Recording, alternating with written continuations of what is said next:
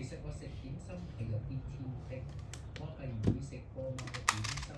亦都唔中意食嗰啲西人味嘅點心。我只係食傳統嘅口味，舉例蝦餃、燒賣、魚蛋、叉燒包、魚醬等等。呢間華酒係專門提供傳統嘅點心，佢哋都有50年歷史。呢位姓戴嘅店主係第2代接班嚟，佢哋嘅點心同埋麻辣扒麵